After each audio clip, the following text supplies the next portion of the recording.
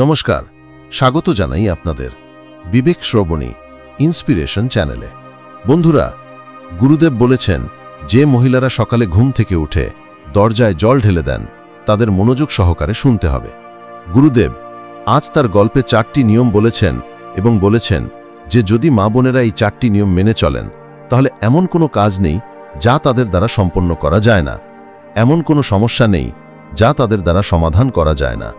এবং সবচেয়ে বড় কথা হলো, এই 4টি নিয়ম মেনে চললে মা লক্ষ্মীর আশীর্বাদ আপনার পরিবারে সর্বদা থাকবে, এবং যে স্থানে মা লক্ষ্মীর আশীর্বাদ থাকে সেখানে কখনো ধনশস্যের অভাব হয় না, কখনো অর্থের অভাব হয় না, সেই বাড়িতে কখনো কোনো বড় ঋণ থাকে না, এবং মাতা লক্ষ্মীজির আশীর্বাদ সর্বদা থাকে।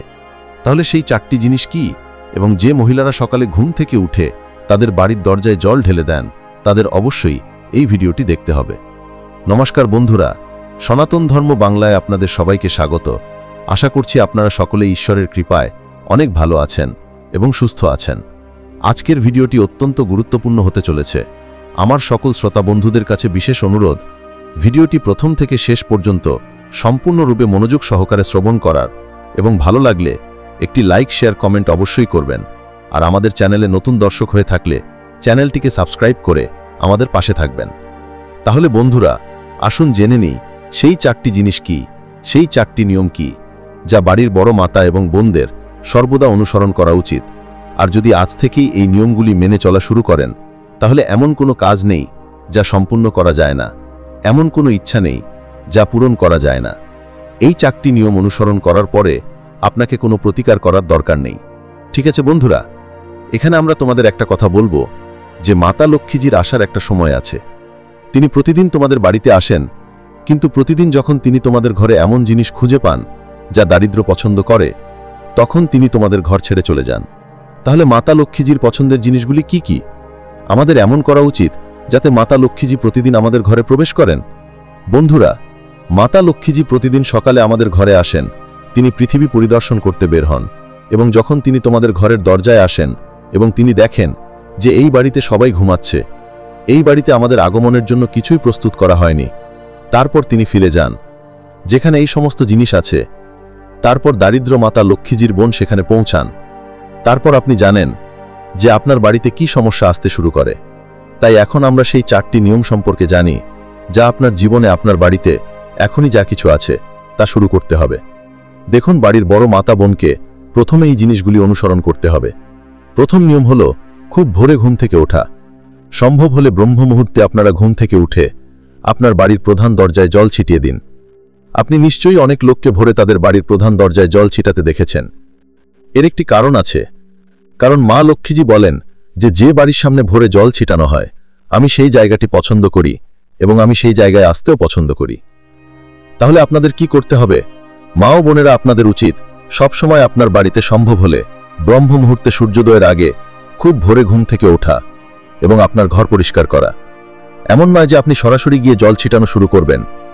প্রথমে পরিষ্কার করুন, পরিষ্কার করার পরে আপনার জল ছিটানো উচিত।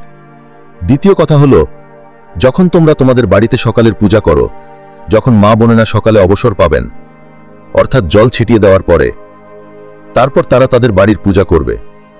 তারপর বাড়িতে পূজার পরে তাদের বাড়ির প্রধান দরজায় একটি প্রদীপ রাখা হয়। দেবী লক্ষ্মী সেই বাড়িতেও আসতে পছন্দ করেন। এখন এই প্রদীপটি গোলাকার বাতি বা লম্বা বাতি, তুমি যেমন ইচ্ছা রাখতে পারো। দেবীদের জন্য লম্বা বাতিযুক্ত একটি প্রদীপ সবসময় রাখা হয়। তাই যদি তুমি এই প্রদীপটি লম্বা বাতিযুক্ত রাখো তাহলে ভালো, যদিও গোলাকার বাতি রাখলেও কোনো সমস্যা নেই। ঠিক আছে? তাহলে যে বাড়িতে ভোরে পূজা শেষ হওয়ার পর আপনার বাড়ির প্রধান দরজার ফ্রেমে একটি প্রদীপ রাখা হয়, আপনি এটি যে কোনো দিকে রাখতে পারেন।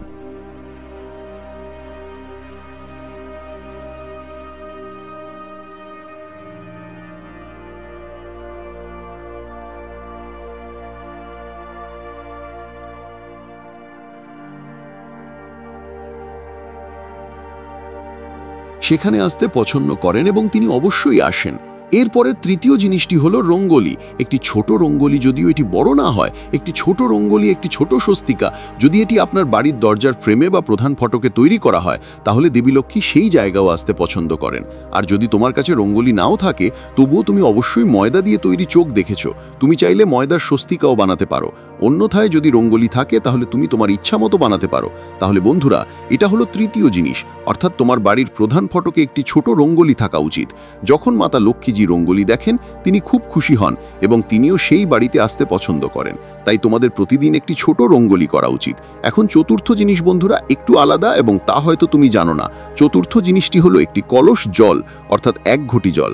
আমরা সকালে এটি ছিটিয়েছিলাম, কিন্তু তোমার বাড়ির প্রধান দরজায় একটি কলস জল থাকা উচিত। এখন এই 1 ঘটি জল আপনার বাড়িতে মাটি বা অন্য কিছু দিয়ে তৈরি করা যেতে পারে। তাই 1 ঘটি জল সবসময় আপনার বাড়ির প্রধান ফটকে রাখা হয়। গ্রামের পুরনো বাড়িতে আপনি হয়তো দেখেছেন যে লোকেরা তাদের বাড়ির প্রধান দরজায় জলের একটি কলস রাখে, তারা কলসে জল ভরে সেখানে রাখে। তাই এটিও একটি প্রতীক যে দেবী লক্ষ্মী এতে মুগ্ধ হন এবং আপনার উপর সন্তুষ্ট হয়ে তিনি আপনার বাড়িতে প্রবেশ করেন। তাই আপনিও আপনার বাড়ির প্রধান দরজায় 1 ঘটি জল রাখা শুরু করুন। বাম হাত, ডান হাত, আপনার যা ইচ্ছা, এক পাশে 1 ঘটি জল ভরে রাখা শুরু করুন। এই জল দিয়ে আপনাকে কিছু করতে হবে না, আপনাকে কেবল এটি পূরণ করে সেখানে রাখতে হবে। এই জল দেখার পরেও দেবী লক্ষ্মী আপনার বাড়িতে আসেন। তাই বন্ধুরা, এই 4টি জিনিস ছিল। আপনারা এই 4টি জিনিসের যত্ন নিন এবং মা ও বোনদের প্রতিদিন সকালে এটি করা উচিত। যদি তুমি ঘুম থেকে উঠে এই 4টি কাজে মনোযোগ দাও এবং এই 4টি কাজ করো, তাহলে দেবী লক্ষ্মী প্রতিদিন তোমার ঘরে আসবেন। কারণ দেবী লক্ষ্মী প্রতিদিন সকালে ব্রহ্ম মুহূর্তে পুরো পৃথিবী ঘুরে বেড়াতে বের হন এবং যে ঘরে তিনি এই 4টি জিনিস দেখেন, ঠিক সেই সময়ই তিনি সেই ঘরে প্রবেশ করেন। আর যখন সে খুব ভোরে তোমার ঘরে প্রবেশ করে, তখন সকাল থেকেই তোমার ঘরে খুব ভালো কাজ শুরু হবে, সবকিছু ভালো হবে। ধীরে ধীরে তোমার ঘর থেকে ঋণ দূর হবে। যদি কোনো ঋণ থাকে এবং যে অর্থের সমস্যা চলছে, তাও ধীরে ধীরে দূর হতে শুরু করবে। তাহলে এখন আমরা তোমাকে সেই জিনিসগুলো বলছি যা দারিদ্র্যের প্রিয়। এর মানে হলো, যে ঘরে এই কাজগুলো করা হয় সেই ঘরে দারিদ্র্য আসবে। এর মানে হলো দেবী লক্ষ্মীর বোনেরা আসবেন। দেখো, যখন দেবী লক্ষ্মী আসবেন, তখন তোমার ঘরের ভান্ডার ভরে যাবে। কিন্তু যখন দারিদ্র্য আসবে, তখন তোমার যা আছে তাও থাকবে না।